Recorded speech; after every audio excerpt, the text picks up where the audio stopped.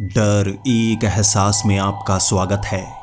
इस चैनल पर आपको सुनने को मिलती हैं डरावनी और सच्ची भूतिया कहानियाँ। अगर आपको ऐसी ही वीडियोस देखना पसंद है तो हमारे इस चैनल को सब्सक्राइब करना ना भूलें। तो अब बढ़ते हैं आज की कहानी की ओर।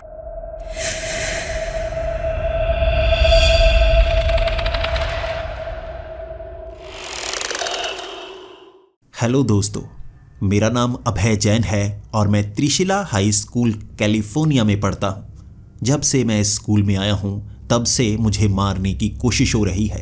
कभी मेरे कमरे को जलाया जाता है, कभी जंगल में मुझे मारने के लिए भ्रम दिखाए जाते हैं। इस तरह कई कोशिशें हो चुकी हैं मुझे मारने की, इसीलिए मुझे अब कमरे में जैसे बंद रखा गया है। मेरा साथी लाश वो भी मेरे साथ यहीं पर है और हम सिर्फ 6 क्लासेस लगा सकते हैं, उसके बाद कमरे में आना पड़ता है। ना बाहर घूमने जा सकते हैं, ना पूल में जा सकते हैं और ना ही लाइब्रेरी में जा सकते हैं, जो सबसे ज़्यादा ज़रूरी है। यहाँ मुझे पता चला है कि जो मुझे मारना चाहता था वो प्रोफेसर मिखाइल थे।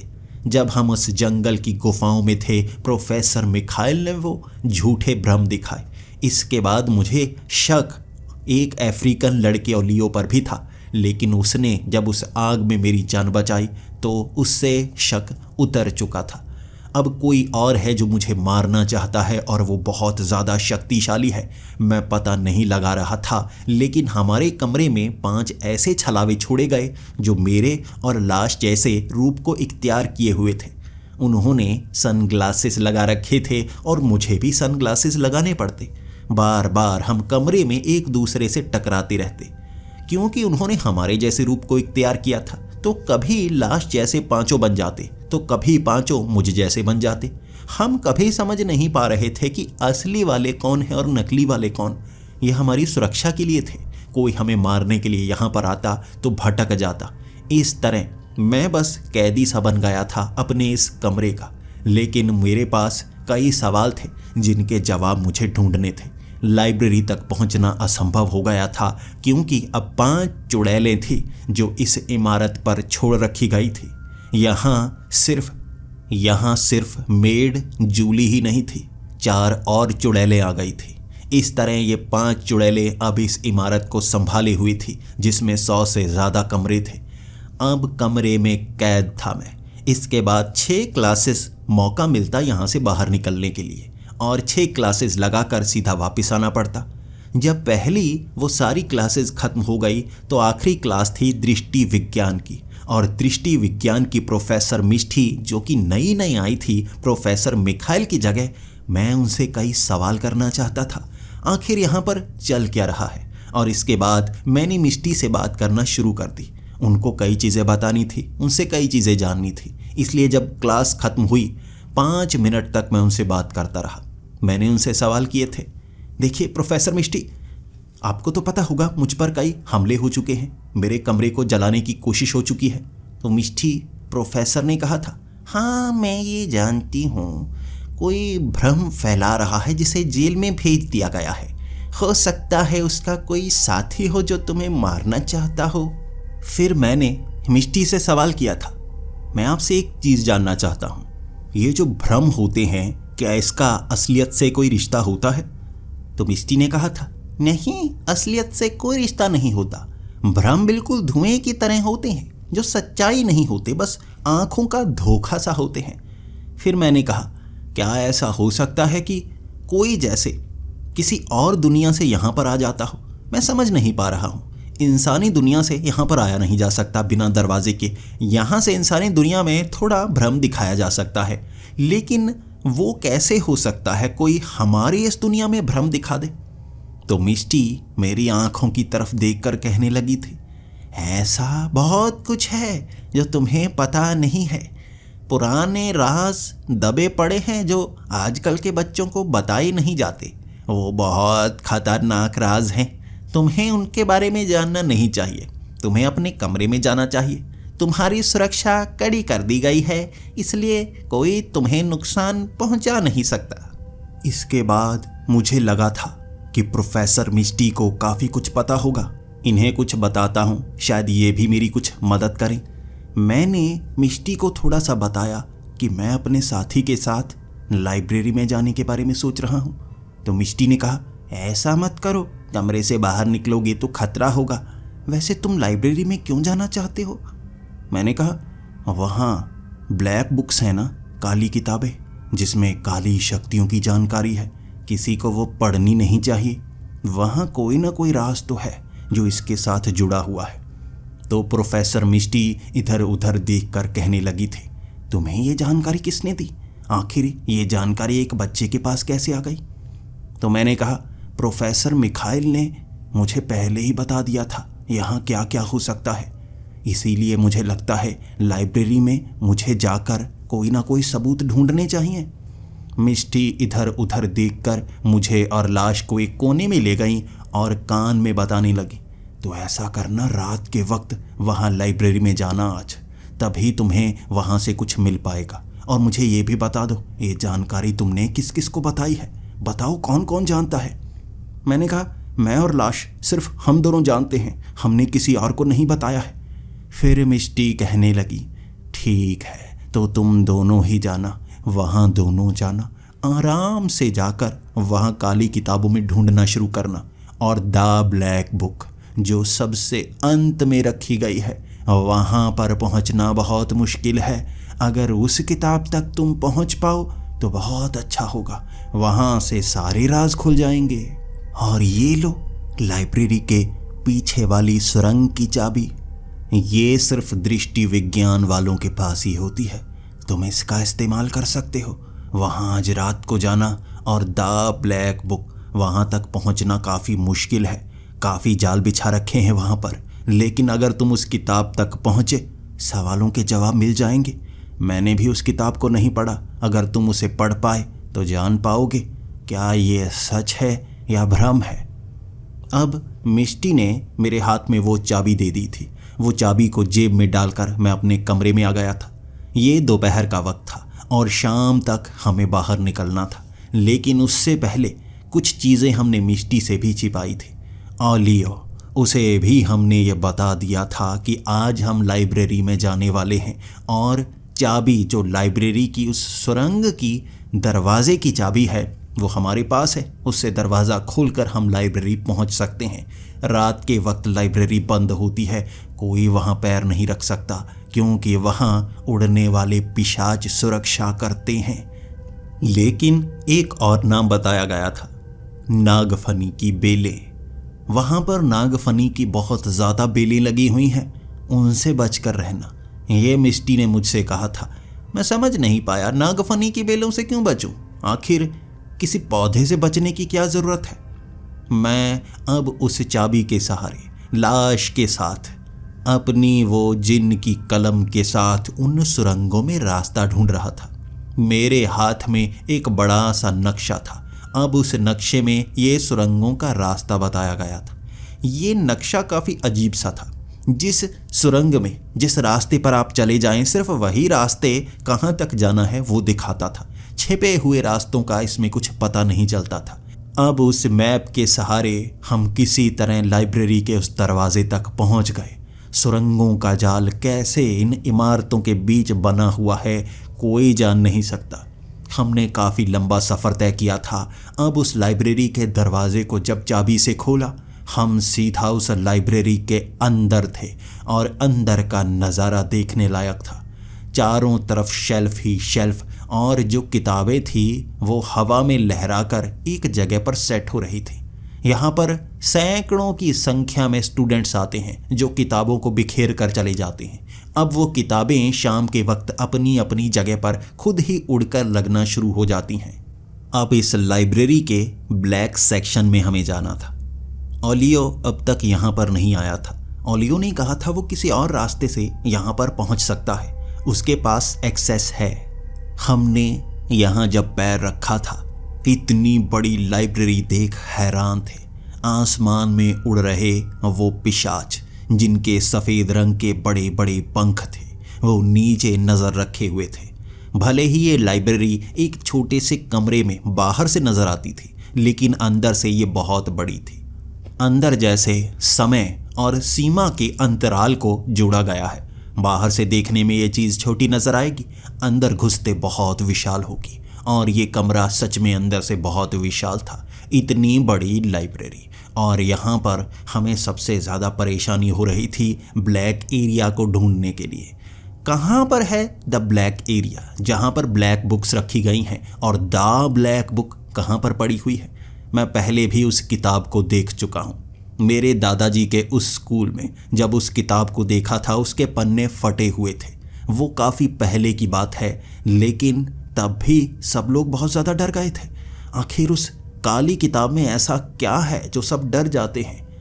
आज उस किताब को देखना होगा, पढ़ना होगा, समझना होगा, क्योंकि प्रोफेसर मिष्टी ने मुझे बताया है उस किताब में राज का पता चलेगा। और प्रोफेसर मिखाइल ने भी मुझे बताया है कि लाइब्रेरी में ही मुझे पता चलेगा। अब उन शेल्फ के पीछे से हम धीरे धीरे छिपते छिपते आगे बढ़ रहे थे और द ब्लैक एरिया को ढूंढ रहे थे। हमें चलकर रास्ता नापना पड़ रहा था और यहाँ पर इस कमरे के अंदर लाइब्रेरी में कई छोटी और बड़ी पहाड़ियाँ बनी हुई थी। उन पहाड़ियों पर चढ़ना पड़ रहा था। ऐसा लग रहा था किसी घने जंगल में बनी हुई किसी लाइब्रेरी में हम पहुंच गए हैं, जहां चिड़ियों की चहचहाने की आवाज़ें थी। और जब हम एक सफ़ेद रंग की शेल्फ के पास पहुंचे थे, वहां किताबों के अंदर के पन्ने अपने आप मुड़े हुए थे, उनके एरोप्लेन बने हुए थे, चिड़िया बनी हुई थी और उन चिड़िया से गुलाबी रंग की रोशनी निकल रही थी और वो हवा में उड़ रहे थे। कैसा जादू था वो, मुझे समझ में नहीं आ रहा था। लेकिन हमें आगे जाकर उस काले जगह को ढूंढना था। ये जंगल नुमा लाइब्रेरी, यहाँ भटकना बहुत आसान सा हो गया था। यहाँ छोटी छोटी सड़कें बनी हुई थी और उन सड़कों से रास्ता नापने में हमें देरी सी हो रही थी। ऐसा लग रहा था जैसे यहाँ इतना लंबा सफ़र तय हम नहीं कर पाएंगे, समय तो कब का बीत जाएगा। किलोमीटर के हिसाब से लंबी थी ये लाइब्रेरी और हर दिशा में फैली हुई थी। अब जिस दिशा में हम जाते, हमें वो काली शेल्फ ब्लैक बुक्स और द ब्लैक बुक मिल नहीं रही थी। इसके बाद हमने एक तरीका सोच ही लिया, वो था स्केटबोर्ड। अब ये जादुई स्केटबोर्ड था जो आधा ज़मीन के अंदर और आधा ज़मीन के ऊपर चल सकता था। इस पर लगभग 3 से 4 लोग चढ़ सकते थे और इस पर पैर रखते ही ये इतनी तेज़ी से चलता था कि लाइब्रेरी हमें बड़ी आसानी से घुमा सकता था। जैसे ही हम उस स्केटबोर्ड पर चढ़े, वो बड़ी तेज़ी से ज़मीन में फंसा हुआ आगे बढ़ता गया और तेज़ी से हम चीज़ों को देखते गए। हर शेल्फ जिसमें अजीब अजीब तरह का जादू था, कुछ से सर निकले हुए थे। एक शेल्फ तो शरीर की हड्डियों की बनी हुई थी और मुझे लगा ये द ब्लैक बुक की वो शेल्फ होगी। इस एरिया में वो ब्लैक बुक्स पाई जाती होंगी। हड्डियाँ, खोपड़ियाँ, चमड़ी, ऐसी चीज़ें वहाँ पर भरी पड़ी थी और इंसानी चमड़ी से जैसे किताबें बनी हुई थी। बिल्कुल हाथ लगाने पर वो किताब नहीं, जैसे इंसानी चमड़ी थी, वो जिंदा चमड़ी जैसी लग रही थी। अब एक किताब को जब मैंने खोला, उसके ऊपर लिखा हुआ था इंसानी अंतरिक्ष विज्ञान, इंसानी सूक्ष्म विज्ञान। अब ये सूक्ष्म विज्ञान काली किताब हो सकती है या नहीं? मैंने ये सवाल अब अपने उस कलम से पूछा और उस कलम ने जब उस बुक के ऊपर एक अक्षर लिखा था, तो वहाँ पर कई सारे बौने जो छोटे छोटे कद के थे, 1 से 1.5 फुट के, उन किताबों से बाहर निकल आए। कुछ हड्डियों के ढांचे से बने हुए थे और उन्होंने हम पर हमला शुरू कर दिया। अब हम भाग रहे थे, उनसे बच रहे थे और स्केटबोर्ड पीछे रह गया था। हमें भागना था और इसके बाद शेल्फ के पीछे छिपते वो बौने कभी हमें पकड़ लेते। अंगूठी के वो जादू से हम बच पाते और लाश जिसका शरीर ताकतवर था, वो बौनों को उठा उठा कर पटक रहा था। उनकी संख्या ज़्यादा थी।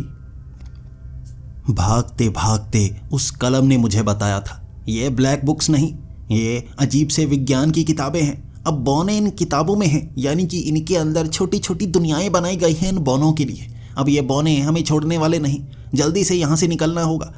बड़ी मुश्किल से उस इलाके से हम निकले थे।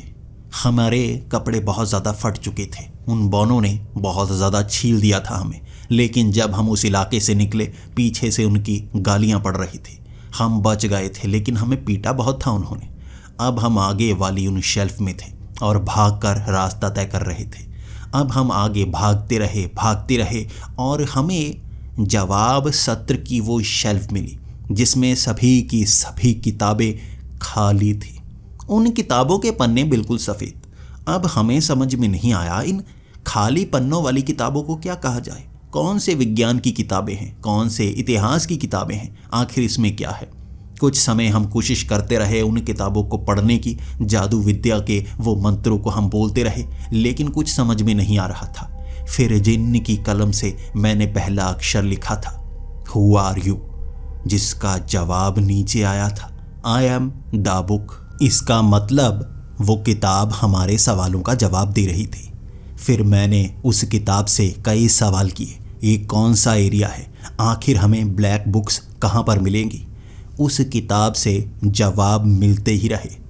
आगे तुम्हें एक वीरान जगह मिलेगी, जली हुई वो जगह, उसी को द ब्लैक एरिया कहा जाता है। वहीं पर काली विद्या की किताबें हैं, लेकिन उन्हें ढूंढना बहुत मुश्किल है, लगभग असंभव के समान। और द ब्लैक बुक सबसे ज़्यादा मुश्किल। 50 साल पहले कुछ ऐसा हुआ था जिस कारण वो ब्लैक बुक वहाँ पर रखी तो हुई है, लेकिन खास लोग ही वहाँ तक पहुँच सकते हैं और कोई वहाँ तक नहीं पहुँच सकता। ये बात का हमें पता तो चल गया था। अब हमें उस जगह से आगे बढ़ना था, क्योंकि उस किताब से कुछ खास सवालों के जवाब ही मिलते थे, हर सवाल का जवाब नहीं मिलता था। हम अब आगे बढ़ने लगे थे। उस जगह से आगे सच में काली जगह शुरू हो गई। वहाँ जैसे आग लगी हुई हो, थोड़ा थोड़ा धुआं निकल रहा था, लेकिन वो गायब हो रहा था। पेड़ पौधे सब जले हुए थे, हर चीज़ काली फिरी हुई थी। जब हमने वहाँ पर पैर रखा था, हमारे कपड़े भी काले रंग के गंदे से हो गए थे। और यहाँ कोई शेल्फ नहीं थी, कोई किताब नहीं थी, राख, लकड़ियाँ, इसके सिवा कुछ भी नहीं। अब इसके ऊपर वो पिशाच भी नहीं थे, पिशाच नज़र ही नहीं आ रहे। और हमें यहाँ पर नागफनी की वो बेलें भी कहीं पर नहीं दिखी। यह सवाल का जवाब हमें मिला ही नहीं था। लेकिन यहाँ उस काले एरिया में ढूंढते रहे हम। कई जगह पर जैसे आग सुलगी हुई थी, लेकिन धुआं नहीं निकल रहा था। वो ठंडी आग थी जिसे हाथ तक लगाया जा सकता था। शायद ये नकली आग हो जो भ्रम कहलाई जाती है। सवाल के जवाब हमें मिल नहीं पा रहे थे। हमें किताबें ढूंढनी थी, काली किताबें जिसमें हमें जवाब मिलता। और कैसा जवाब मिलता, वो द ब्लैक बुक कहाँ पर होगी। बहुत सारे सवाल और हम ढूंढते रह गए। बहुत समय तक वहाँ पर हम ढूंढते रहे, हमें एक किताब तक नहीं मिली। वो जिन्न की कलम मकड़ी की तरह छलांगे लगाती लगाती आसपास देखती रही थी और हमने बहुत समय लगाया। एक जगह पेड़ के नीचे थक हार कर हम बैठ गए थे और हमें पता तक नहीं चल पा रहा था आखिर आगे हमें किस दिशा में बढ़ना है। अब हमें चलने की आवाज़ सुनाई देने लगी। उस आवाज़ को सुनकर उस खोखले से पेड़ के अंदर हम छिप गए थे। आखिर कौन है जो हमारे सिवा भी यहाँ पर चल रहा है। वो जिन्न की कलम मेरे पास ही थी। हम तीनों के सिवा यहाँ और कोई नहीं होना चाहिए। हमने तब देखा एक घोड़ा। वो काले रंग का घोड़ा था जिसकी पूंछ में कभी कभी आग लगती, फिर बुझ जाती, फिर थोड़ी सी आग लगती, फिर बुझ जाती। उसे देखकर वो पहचाना पहचाना सा लग रहा था और वो ज़मीन को सूंघ रहा था। ऐसा लग रहा था वो घोड़ा सूंघ कर किसी को ढूंढने की कोशिश कर रहा हो। इसके बाद वो इधर उधर घूमता ही रहा और एक पल के लिए वो हमारे उस पेड़ के करीब से भी निकला था। 2 बार उस पेड़ के चक्कर लगाए थे उसने और हम चुप करके बैठे रहे थे, कहीं ये वो जाल तो नहीं जो यहाँ पर बिछाया गया हो। अब वो घोड़ा इधर उधर घूमता ही रहा और उसके बाद दूर चला गया। तब हम उस पेड़ से बाहर निकले थे और हम डरे हुए थे। आखिर वो काला हिस्सा तो मिल गया है, लेकिन किताबें नहीं मिल रही। हमें शायद यहाँ से बाहर निकलना होगा और किसी और दिन आएंगे हम, तब जाकर शायद हमें कोई फ़ायदा हो, थोड़ी जानकारी लेकर आएंगे।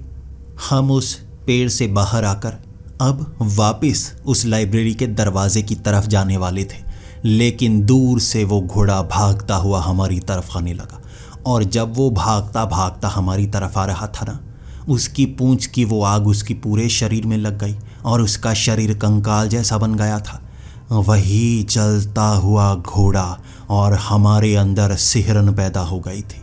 ये भ्रम नहीं हो सकता। यहाँ हमें भ्रम कौन दिखा रहा होगा। ये एक सच्चाई थी जो हमारी आंखों के सामने नजर आ रही थी। अब हमने भागना शुरू कर दिया और वो घोड़ा हमारे पीछे।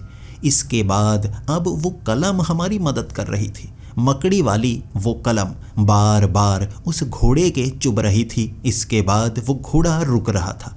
इस तरह वो कलम ने हमारी मदद की, लेकिन घोड़े का मुकाबला वो कलम कर नहीं पा रहा था। इस तरह हमारे साथ भागते भागते अब उस काले एरिया से बाहर निकलने का कोई रास्ता नहीं मिल रहा, और वो घोड़े ने एक खंडहर जैसे में हमें घेर लिया और पीछे से चलकर आ रहा वो आदमी। अब डर का माहौल इतना ज़्यादा था। वही आदमी दोबारा नज़र आया जो हमें मारना चाहता था। पिछली बार तो प्रोफेसर मिखाइल ने हमें बचा लिया था, अब हमें बचाने के लिए कौन आएगा? ये बात का जवाब देने वाला वहाँ कोई नहीं था। लेकिन तभी पीछे से ओलियो एक बड़े से टैंक जैसी चीज़ में आया। वो गत्ते का बना हुआ टैंक लग रहा था जिसके अंदर से काले रंग का धुआं निकल रहा, और उस टैंक के अंदर से जैसे जलते हुए फूलों की बारिश हो रही थी, और वो फूलों की बारिश कर रहा था सीधा उस घोड़े के ऊपर। अब वो घोड़ा अब अजीब से रंग में जलने लगा। पहले तो वो पीले रंग की आग थी, लेकिन उन फूलों की आग के कारण वो लाल रंग का हो रहा था और थोड़ा तड़प भी रहा था। अब वो आदमी पीछे से भागना शुरू हो गया जो काले कोट में था। हम अब ओलियो के उस टैंक में थे। वो टैंक उसने गत्ते से बनाया था, अपने हाथ में छोटा सा। अब जादू से उसे बड़ा कर लिया था, और उसमें उसने जादू से फूलों की आग वाली वो गोलियां भर रखी थी जिसे हमें बचाने के लिए उसने इस्तेमाल किया था। उसने कहा वो हमारे पीछे पीछे ही था, हमारी सुरक्षा के लिए, क्योंकि हमने उसे ये बता दिया था कि हम लाइब्रेरी में आने वाले हैं, और उसे डर था हमें मारने वाला भी यहाँ आएगा। इसीलिए वो बचाने के लिए भी हमारे करीब ही हमें देखता हुआ पीछा कर रहा था। इसके बाद अब हम तीनों के तीनों वहाँ से भागना चाहते थे, लेकिन वो काले कोट वाला उस जलते हुए घोड़े पर बैठ गया, और उसके बाद ज़मीन पर भी आग लगती रही। वो हमारा पीछा करता रहा। हम एक ऐसे जंगल में थे जहाँ पेड़ ही पेड़ थे, घने पेड़, घनी झाड़ियाँ, और एक ऐसे ही पेड़ के करीब पहुँचे हम जिसके ऊपर लाल रंग का कोई बोर्ड लगा हुआ था और एक जैसे क्रॉस का निशान। तब उस जिन्न की कलम ने कहा था, यहाँ नीचे दरवाज़ा है, जल्दी करो, यहाँ दरवाज़ा है, वरना वो हमें मार देगा, जल्दी करो, दरवाज़ा नीचे है। हम उस पेड़ के पास गए और ज़मीन पर जैसे काफ़ी बड़ी कालिख लगी हुई थी। वहाँ सब खड़े हो गए और जिन्न की कलम एक छेद में गई। वो कालिख खुली और वो दरवाज़ा नीचे की तरफ था। हम एक सुरंग में गिर गए थे। जैसे ही हम सुरंग में पहुँचे, वो दरवाज़ा ऊपर से बंद हो गया, लेकिन वो आदमी उसे तेज़ी से खटखटा रहा था। अब हम नीचे सुरंग में आगे की तरफ भाग रहे, और मेरा सवाल तो उस कलम से यही था, अगर तुम्हें पता था नीचे जाने का रास्ता तो हमें पहले क्यों नहीं बताया? उस कलम ने कुछ समय जवाब नहीं दिया, लेकिन एक चौराहे पर पहुंचकर जब हमें लगा कि हम बच चुके हैं, ये सवाल मैंने कलम से किया था, तुम बहुत राज छिपाए हुए हो, वो राज मुझे बताते क्यों नहीं? आखिर तुमने मेरा चुनाव किया है, तुम ऐसे ही किसी के दोस्त नहीं बनते। मुझे दोस्त बनाया है तो दोस्ती निभाओ, बताओ क्यों छिपाया तुमने? तो उस कलम ने कहा, मैं नीचे जाने का रास्ता भी जानता हूँ, और द ब्लैक बुक कहाँ रखी है वो भी जानता हूँ। मैं वो हूँ जो ब्लैक बुक में अक्षर लिख चुका हूँ। इस कलम से लिखे गए वो शब्द मैं याद रखे हुए हूँ, लेकिन हर किसी को नहीं बता सकता था। तुम्हारी अभी मौत हो जाती, इसीलिए तुम्हें इस सुरंग में लाना ही पड़ा। मैं हर चीज़ को याद नहीं रख सकता, कुछ चीज़ें याद रखे हुए हूँ कि वो मैंने की है, वहाँ क्या क्या किया वो मुझे याद नहीं। जब मैं इस सुरंग वाले दरवाजे के पास पहुँचा, मुझे याद आ गया ये दरवाज़ा मैं पहले भी एक्सेस कर चुका हूँ। किसी के साथ था मैं, किसी के लिए ये दरवाजे को खोला था मैंने, मुझे याद नहीं आ रहा, लेकिन दरवाजे को मैं पहले भी खोल चुका हूँ। जब यहाँ पहुँचा तो दरवाजे के बारे में बता दिया। अब मुझे याद आया, इन सुरंगों से वो लाइब्रेरी के ब्लैक पार्ट में पहुँचा जा सकता है। अब मैं तुम्हें रास्ता बताता हूँ, पीछे पीछे चलो मेरे। हम उन सुरंगों में आगे बढ़ते गए और पीछे से आ रही वो आवाज़ें, वो घोड़े की आवाज़ें अब सुरंग के अंदर से आने लगी थी। शायद किसी न किसी रास्ते से वो घोड़ा और वो आदमी भी सुरंग में आ चुका था। अब सुरंगों के रास्ते से हम एक ऐसी अंडरग्राउंड जगह पर पहुंचे जहां एक पूरी की पूरी जैसे लाइब्रेरी बनी हुई थी, लेकिन पूरी तरह से काले रंग की। वहाँ काली काली किताबें रखी हुई थी और हर एक किताब का डिज़ाइन अलग सा। ये वो काली किताबें हैं, द ब्लैक बुक्स। और इन ब्लैक बुक से हमें क्या क्या जानने को मिलेगा? सबसे पहले किसी भी एरिया में जाओ तो इंट्रोडक्शन वाली वो बुक पढ़नी पड़ती है, जिससे वो जो हिस्सा है उसकी जानकारी मिलती है। हमें इंट्रोडक्शन की वो बुक पढ़नी होगी जो सबसे पहली शेल्फ पर लगी हुई थी। लेकिन हमें डर यही था, इन सुरंगों में वो जलते हुए घोड़े वाला आदमी भी है और वो हमें मारने की कोशिश कर रहा है। उससे कैसे बचेंगे? जल्दी से मैंने वो किताब उठा ली। उसके बाद हम भागना शुरू हो गए। हम एक ऐसी जगह पर छिपना चाहते हैं जिसे कोई नहीं जानता था। हम बस वहाँ पहुँचे। एक चिमनी बड़ी सी बनी हुई थी जिसके अंदर कोयले पड़े थे। वहाँ चुपचाप हम छिप गए और आगे वो जंगला सा लगा लिया। अब वहाँ उस किताब को रोशनी में धीरे धीरे पढ़ रहे थे और जो जो मैं पढ़ता गया मेरे होश उड़ रहे थे। काली विद्याओं की ये किताबें हजारों साल पुरानी थी। इन्हें भी साधारण लाइब्रेरी में रखा जाता था। इन्हें आमतौर पर पढ़ने नहीं दिया जाता, लेकिन जो प्रोफेसर होते वो इसे पढ़ सकते थे, या रक्षक दल, बोर्ड ऑफ डायरेक्टर्स, बड़े लोग इसे पढ़ सकते थे और इस पर अध्ययन भी कर सकते थे। लेकिन काफ़ी समय पहले इनका गलत इस्तेमाल किया गया। इसके बाद इन जो किताबें थी इन्हें नीचे ज़मीन दोज कर दिया गया।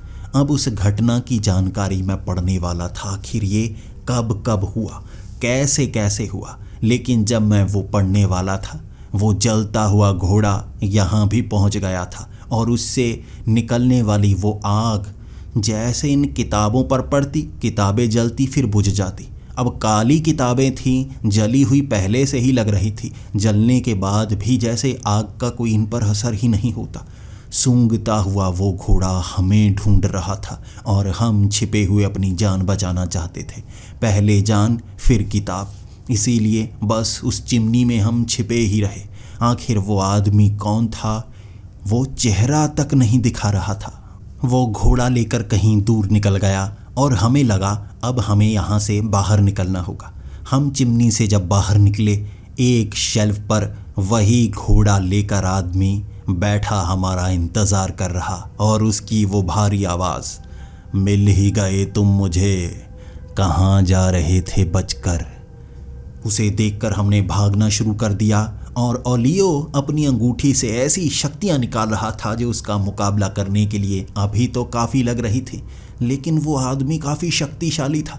अंगूठी के साथ उसने छड़ी भी निकाल ली और इन दोनों शक्तियों का मुकाबला करना ज़्यादा मुश्किल होता है। और ओलियो के पास सिर्फ अंगूठी थी। वो अपनी शक्तियों से अब उसकी शक्तियों को मोड़ तो रहा था, लेकिन मुकाबला अब कठोर हो रहा था और हम पिछड़ते जा रहे थे। लेकिन फिर हमने भागना शुरू कर दिया। अब उन किताबों में, उन शेल्फ में कई छोटे छोटे दरारें बनी हुई थी। जब उन दरारों पर हाथ रखो तो हमें एक रास्ते सुरंगों जैसे दिखते हैं। हमारा आकार छोटा हो जाता है या ये अलग ही आयाम जैसा अनुभव था। लेकिन उन दरारों से हम शेल्फ के अंदर से भाग रहे थे चींटियों की तरह। हम उसके बीच से निकलते और आसपास से बड़ी बड़ी आँख दिखती हमें। वो उस आदमी की आँख थी जो हमें शेल्फ के अंदर ढूंढ रहा था। वो छड़ी से वो जादू करता जिससे हम बस बचते। किसी तरह उस शेल्फ के एक कोने में हम पहुँचे जो ज़्यादा गहरा था। एक बड़ी सी काले रंग की चीज़ थी जो चमक रही थी और उसके नीचे एक सफ़ेद रंग का गोला जिससे रोशनी निकल रही थी। वो रोशनी हर तरफ फैली हुई थी और उस एरिए में सिर्फ राख, कोई किताब नहीं, कोई शेल्फ नहीं। जब हम वहाँ पर पहुँचे, ज़मीन से हरे रंग की बेलें निकली। ये वो नागफनी की बेलें थी, नाग जैसी दिखने वाली, जिससे हमें बचने के लिए कहा गया था और यहाँ बचना बहुत ज़्यादा मुश्किल। और पीछे वो जलता हुआ घोड़ा लिए वो आदमी, उसके पास ऐसी शक्ति थी, वो नागफनी की बेलों को अपनी छड़ी से ही जैसे काट काट कर फेंक रहा था। लेकिन वो बेलें ज़मीन से निकले जा रही थी, हमें पकड़ने की कोशिश कर रही थी।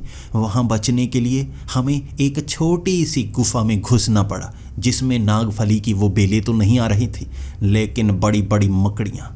वो मकड़ियों के इंसानी चेहरे बने हुए थे, और जब उसने हमारा पीछा किया, वो बड़ी बड़ी मकड़ियाँ संख्या में बहुत ज़्यादा थी, और वहाँ गुफाओं में वो छोटे छोटे जाले बिछाए हुए थे।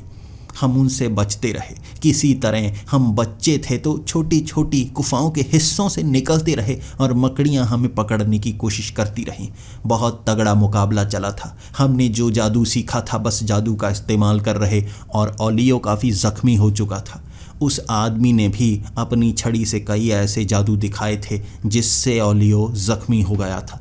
अब उसे भी कंधे पर खींचना पड़ रहा था। हमें लगा द ब्लैक बुक तक तो हम पहुंच नहीं पाएंगे, लेकिन वो आदमी, मकड़ियाँ या जहाँ पर हम जो जाल देख रहे हैं वो तो हमें मार ही देंगे। और इसके बाद उन गुफाओं के एक छोर पर मुझे सिसिली नज़र आई।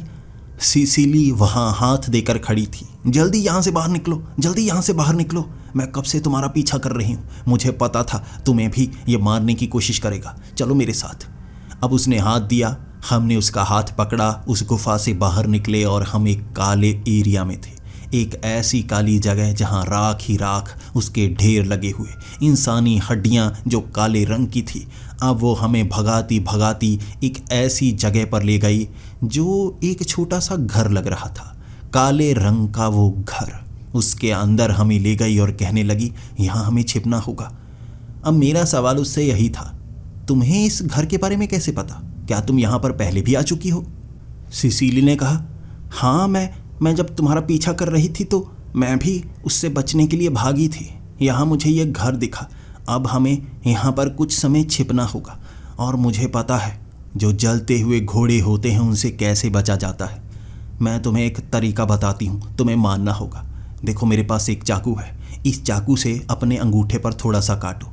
ये जो खून है ना, उसे इस कागज़ पर लगाओ और वो कागज़ मुझे दे दो। मैं एक ऐसा जादू जानती हूँ जिससे वो जलते हुए घोड़े, उस आदमी से छुटकारा पाया जा सकता है। और जब इस पन्ने के जादू को अपने पास मैं रखूँगी, हमारे पास कोई नहीं आ पाएगा। जल्दी से इस चाकू से अपने अंगूठे पर काटो और खून इस पन्ने पर लगा दो। मैं सिसिली पर भरोसा करता था, ओलियो भरोसा नहीं करता था। ओलियो ने कहा, नहीं रुको, ये कौन सा जादू है, मुझे इसके बारे में पता क्यों नहीं? तो सिसिली कहने लगी, मेरी माँ एक जादूगरनी हुआ करती थी, उसे इसके बारे में पता है। और मेरा बॉयफ्रेंड जो वहाँ पर मारा गया, उसे इसी ने मारा था। मैं उसे कहा करती थी, अपने अंगूठे से खून दे दो, पन्ने पर लगा दो, तुम बच सकते हो। वो बचने का रास्ता ढूंढ ही नहीं पाया। पहले से शक था कि कोई उसे मारना चाहता है, उसे मार दिया। अब मुझे तुम पर भी शक हो रहा है, ये उनके साथ मिला हुआ लगता है, ये तुम्हें बचने नहीं देगा।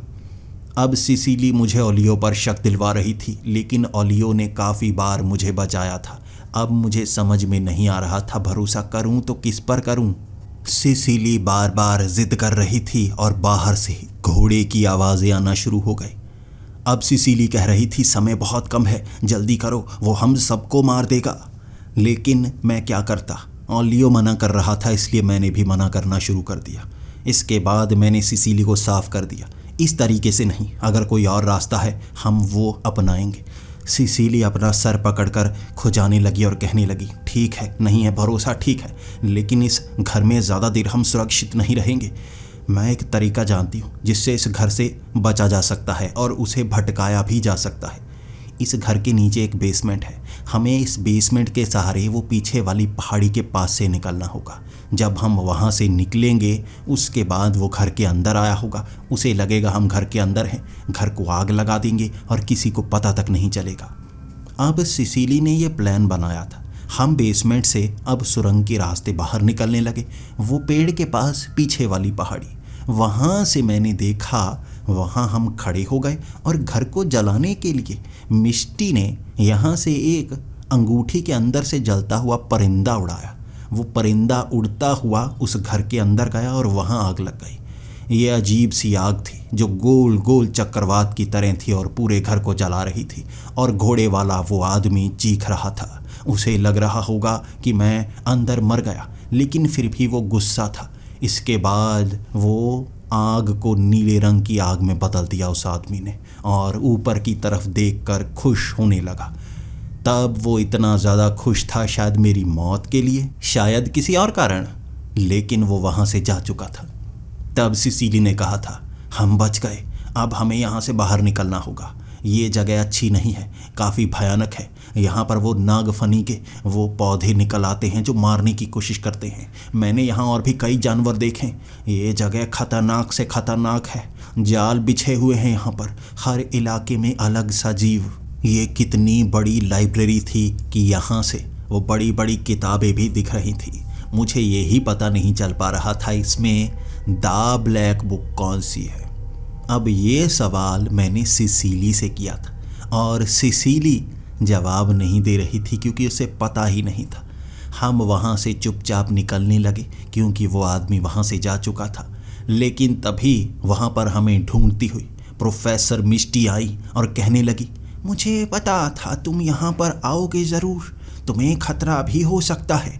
तुमने किसी को बताया तो नहीं? अगर तुमने किसी को बताया तभी वो आदमी यहाँ पर आया। वो भ्रम नहीं है, वो भ्रम का रूप है जिसे उसी आदमी ने भेजा होगा जो जेल में है, प्रोफेसर मिखाइल। अब जल्दी से यहाँ से निकलो वरना मौत जल्दी आ सकती है। मैं भी खतरा उठाना नहीं चाहती, मुझे डर बहुत ज़्यादा लगता है। तभी वहाँ पर वो जलते हुए घोड़े वाला आदमी आ गया और हमारे पीछे ही था वो। प्रोफेसर मिस्टी ने उसका मुकाबला करने की कोशिश की, लेकिन उस आदमी के पास ऐसा जादू था जिसका मुकाबला कोई नहीं कर पा रहा था। ओलियो जख्मी था, सिसिली इतनी जानकारी रखती नहीं थी और उसके पास वो शक्तियाँ भी नहीं थी। वो कुछ देर लड़ी और जैसे बेहोश सी हो गई। बड़ी मुश्किल से उसे भी वहाँ से निकाल पाए थे और प्रोफेसर मिस्टी भी थोड़ी जख्मी हो गई थी। तब हम वहाँ से भागना शुरू हो गए और जब हम काफ़ी आगे निकले, वो बड़ी सी काली किताब जो अकेली एक जगह पर रखी हुई थी और नीचे वहाँ पिशाच घूम रहे थे, वहाँ चुड़ैलें थी और काले रंग के वो शाप। आपको हमारी दुनिया में शाप नज़र नहीं आते, इस दुनिया में शाप भी नज़र आते हैं। ज़मीन पर उभरे हुए वो अक्षर जो शाप थे और वहाँ पैर रखते ही आप पर कोई असर कर देते। यही होगी द ब्लैक बुक जो हमारे सामने पड़ी थी और इसमें सवालों के जवाब मिल सकते थे। वहाँ कई और लोग भी आ गए थे जो काला चोला पहने हुए थे। हमें चारों तरफ से जैसे घेरा जा रहा था और बचने का कोई रास्ता नज़र नहीं आ रहा। मिस्टी भी अपनी कोशिश कर रही, सिसिली भी कमज़ोर पड़ गई थी। मुझे इतना ज़्यादा जादू आता नहीं था और लाश मुकाबला कर नहीं सकता था, जिनकी वो कलम के पास इतनी शक्तियाँ नहीं थी। हम घेरे जा चुके थे और वो किताब हमारे सामने, उसे छूना तो असंभव के समान था। आखिर वहाँ से सवालों के जवाब मिल भी जाएं, सामने से ये तो मार ही देंगे ना। अब क्या करें, कुछ पता नहीं था। तब सिसिली ने कहा था, जल्दी से इस पन्ने पर अपना खून लगाओ अपनी मर्जी से। मैं शक्ति का इस्तेमाल करती हूँ, जल्दी करो। मैं अब ओलियो की तरफ देख रहा था, लाश की तरफ देख रहा था। फिर मैंने प्रोफेसर मिस्टी की तरफ देखा और प्रोफेसर मिस्टी कहने लगी, अच्छा ये तो वो है सुरक्षा चक्र वाला जादू। जल्दी से अपना खून लगा दो, इससे हम बच जाएंगे। तुम्हारे खून से इसका असर होगा क्योंकि तुम वो पूर्ण इंसान हो। जल्दी से लगाओ। अब उन पर भरोसा करना ही था बचने का रास्ता, शायद यही होगा। मैंने अपने अंगूठे से वो थोड़ा सा खून उस पन्ने पर लगा दिया और वो पन्ना जो सफ़ेद था एकदम से जैसे लाल रंग का हो गया। पूरा का पूरा पन्ना लाल हो गया था और उसके बाद सिसिली ने मुझे धक्का दे दिया। उसके द्वारा दिए गए धक्के से मुझे जैसे झटका लगा और प्रोफेसर मिस्टी ने अपनी जेब से वो छड़ी निकाली थी अंगूठी के साथ और मुझे एक पेड़ के पास लटका दिया। लाश, मैं और वो कलम उस पेड़ से जैसे लटके हुए थे, चिपके हुए थे और सामने से आवाज़ उस आदमी की आई, भरोसा बहुत जल्दी कर लेते हो तुम। ये उसने कहा था और मेरी आंखें खुल गई थीं। मिस्टी और सिसिली इस आदमी से मिले हुए थे। मेरे खून की बूंद को उस पन्ने पर इन्होंने षड्यंत्र के तहत लगाया था और अब उस पन्ने को लिए सिसिली, जिसके शरीर के अंग बदल रहे थे, शरीर सड़ा हुआ टेढ़ा मेढ़ा, वो चलती हुई उन प्रेत, उन पिशाच, उन चुड़ैलों को चीरती हुई उस किताब के पास पहुंची थी। उसने पांव उस शाप पर रखे थे जिसका असर उस पर हो रहा था। कभी उसका शरीर जलने लगता, कभी उसका शरीर सड़ने लगता, कभी वो बर्फ की तरह बिल्कुल ठंडी हो जाती, लेकिन कदम बढ़ाती हुई शाप तोड़ती वो किताब तक पहुंची थी। तब उसने वो लाल पन्ने को किताब पर जैसे ही रखना चाहा, एक अजीब सी रोशनी बिजली की कड़कड़ाहट के साथ उसके कंधे पर टकराई थी। मुझे दूर से नजर आए जादूगरी का प्रदर्शन करते हुए मेरे डेडली चाचा, जो भागे भागे इस तरफ आ रहे थे, और उनके साथ रक्षा मंत्रालय के वो लोग। उनके हाथ में बड़ी बड़ी छड़ियां थी जिससे वो जादू का इस्तेमाल कर रहे, और वो भेड़िया मानव वहां बड़ी तेजी से आ रहे थे। वो भीड़ का युद्ध छिड़ गया था। भेड़िए उन काले चोले वालों से लड़ रहे थे। वो आग वाले घोड़े पर बैठा आदमी घूर रहा मेरी तरफ। वो मुझ पर जादू करने की कोशिश तो कर रहा था, लेकिन किसी कारणवश खुद को रोके जा रहा था। तभी सिसिली उस पन्ने को किताब पर रखने की कोशिश करते और डेडली चाचा दूर से बिजली की गर्जन उसकी तरफ भेजते और वो उड़कर एक तरफ गिर जाती। वो बार बार ये कोशिश कर रहे थे, लेकिन फिर प्रोफेसर मिस्टी चाचा के साथ लड़ने लगी थी। दोनों ने जादू का जो मुशायरा किया मैं देख रहा था। कभी लाल, कभी नीली ये रोशनी निकल रही थी। आसमान से गरजती हुई बिजली ज़मीन पर पड़ रही थी और हमारे इस पेड़ के करीब भी बिजली गिरी थी। हमारा ये पेड़ पूरी तरह से फट गया था और हम ज़मीन पर गिरे। मुझे लगा सिसिली को रोकना होगा। मेरे चाचा जो करना चाहते हैं अब कर नहीं पाएंगे, मुझे सिसिली को रोकना होगा। मैं अब आगे बढ़ रहा था, लेकिन वो काले चोले वाले हमें रोकना चाहते थे। अब वो लाश की ताकत देखी थी मैंने। काले चोले वालों को उड़ा उड़ा कर फेंक रहा था और वो भी जादू का इस्तेमाल कर रहे। हमारे पास भी अंगूठियां थी जिसका इस्तेमाल हम कर रहे थे। इस तरह ये युद्ध चल रहा था और मैं सिसिली को बस रोकने के लिए आतुर था। मैंने देखा रक्षा मंत्रालय के बड़े बड़े अफसर आ चुके थे, बड़े बड़े वैम्पायर जो वहां अपने जादू का मुशायरा करने लगे, और काले चोले वाले बड़े हारना शुरू हो गए थे। वो गिर रहे थे चारों तरफ। तभी सिसिली को मैंने देखा। वो छलांग लगाती उस किताब के पास पहुंची और उसने जल्दी से लाल पन्ना उस पर लगाया और उसके बीच वाले पन्ने फाड़ लिए। उसे एक झटका लगा था और वो पीछे गिर गई। वो पन्नों को फाड़ने के लिए ये कोशिश कर रही थी। तभी वो जलते हुए घोड़े पर बैठा आदमी तेजी के साथ जमीन पर एक मुक्का मारता है और जमीन फट जाती है। हमारी आंखों के सामने वो सभी काले चोले वाले, सिसिली, प्रोफेसर मिस्टी सब गायब हो गए। सबकी आंखों के सामने ये दृश्य था और मेरे डेडली चाचा भागते हुए मेरे पास आए और मुझे उन्होंने गले से लगा लिया। मैं उनसे जानना चाहता था यहाँ क्या हुआ, और वो मुझे चुप कराए जा रहे। कुछ नहीं, कुछ नहीं, तुम डरना मत, तुम्हें डरने की जरूरत नहीं है, तुम्हारे चाचा तुम्हारे पास आ चुके हैं। और मैं अब उन रक्षा मंत्रालय वालों को कह रहा था, ये भ्रम था। अब बताइए, ये भ्रम था। आंखों के सामने सब गायब हो गए, आंखों के सामने गायब हुए। वो जलता हुआ घोड़ा देखा ना आपने, वो आदमी देखा, ये सब सच है। उस दिन गुफा में यही कुछ हुआ था। प्रोफेसर मिखाइल ने हमें बचाने की कोशिश की थी। हर तरफ अफरा तफरी मची हुई थी और वो बातें कर रहे थे डरे हुए। हमें वहाँ से बाहर निकाला गया और उस किताब को भी बंद कर दिया गया। उसे वहाँ से उठाकर वो ले गए थे। लेकिन जब हम स्कूल में पहुँचे वहाँ भी अफरा तफरी थी। वो रक्षा विभाग के लोग वहाँ भरे पड़े थे। मैं जानना चाहता था आखिर क्या हुआ है, क्या कोई जवाब देगा या नहीं। अगली क्लास डिसमिस कर दी गई थी। कई दिनों की छुट्टियां कर दी गई थी। बच्चों को अपने ही कमरे में रहने के लिए कह दिया गया था। कोई भी बाहर नहीं निकलेगा जब तक इन्वेस्टिगेशन हो ना जाए। मैं जवाब चाहता था आखिर क्या हुआ है, और किसी तरह अपने उस कमरे से निकलकर जब मैं भूत विज्ञान की प्रोफेसर मिस ओलिशा के पास पहुंचा, वही थी जो सबसे भोली थी और मुझे बता सकती थी। मैंने उनसे कहा आखिर क्या हुआ है, मुझे बताइए, क्या मेरी जान को अब भी खतरा है? उन्होंने कहा तुम्हारी जान को? अब सबकी जान को खतरा है। 50 साल पहले कुछ ऐसा हुआ था जो सिर्फ बड़े लोगों को बताया जाता है और उसे खत्म माना गया, लेकिन वो वापस आ गया है।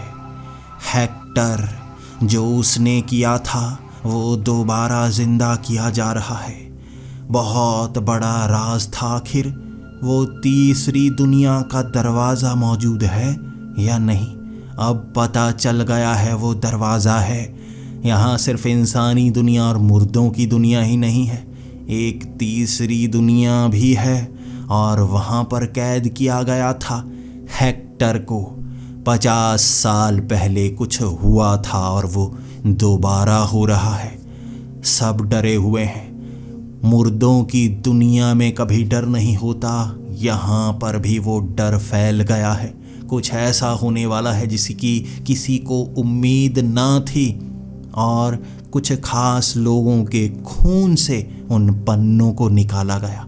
वो कड़ियाँ जो अलग अलग रखी गई थी उसने दोबारा जोड़ी। मैं जानना चाहता था ओलिशा से आखिर क्या है, उन्हें भी वो पूरा पता नहीं था। अब जवाब ढूंढने थे आखिर क्या हो गया है, मेरे खून से उस पन्ने में क्या किया गया और उन काली किताब के पन्नों को क्यों फाड़ा गया। कुछ राज सामने आएंगे दोस्तों। आने वाला एपिसोड बहुत भयानक होने वाला है।